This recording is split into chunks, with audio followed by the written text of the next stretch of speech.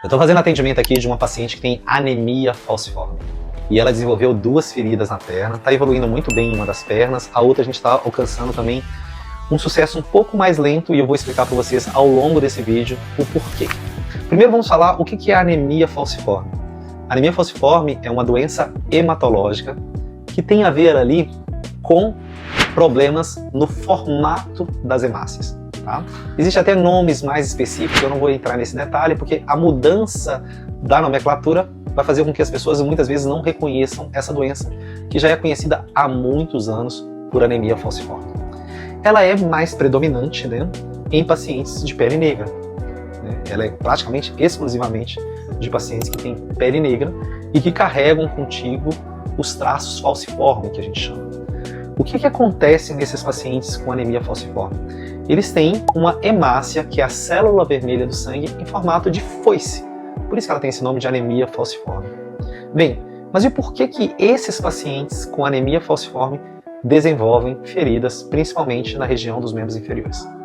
Por um mecanismo ainda não muito bem descrito, esses pacientes eles evoluem com lesões muito idênticas às úlceras venosas. Tá?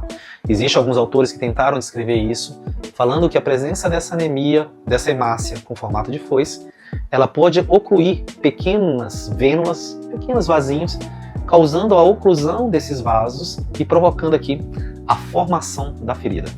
Entender esse processo faz muito bem para que a gente consiga explicar os mecanismos de tratamento desse tipo de ferida, que são mecanismos muito parecidos com o tratamento das úlceras venosas. E qual é esse tratamento? O tratamento aqui da anemia falciforme, para surtir efeito e ter um bom resultado, nós vamos ter que utilizar nesses pacientes as terapias compressivas, principalmente a terapia compressiva inelástica, chamada bota de Unna. A bota de Unna é uma terapia que a gente chama de inelástica, porque ela é uma faixa que vem impregnada com óxido de zinco, glicerina e gelatina. E ela possui um efeito de, ao ser aplicada na pele, ela tem o mecanismo de tratamento da pele e da ferida, mas a grande vantagem dela é que quando aplicado ali na perna do paciente, ela ativa o músculo da panturrilha no momento dele caminhar.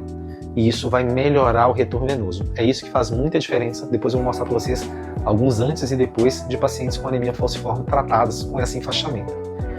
A anemia falciforme é muito comum que esse paciente desenvolver esse tecido amarelado em volta da ferida. É uma briga constante conosco, tá? No tratamento.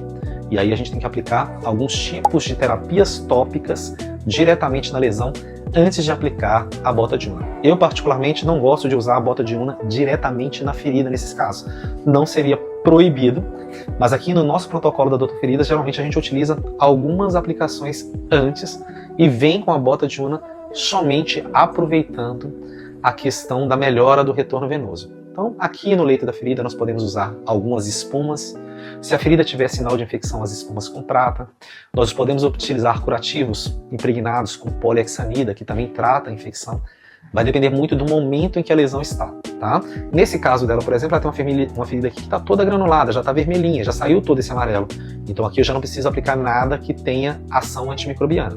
Nessa aqui que está amarelada, a gente vai fazer todo um processo de limpeza da ferida para que ela alcance sucesso também na cicatrização. Como eu disse para vocês, o tratamento aqui vai consistir em um bom tratamento tópico, a depender de como a ferida está, na melhora do retorno venoso. E tem um ponto fundamental na anemia falciforme, que é tratar o paciente como um todo.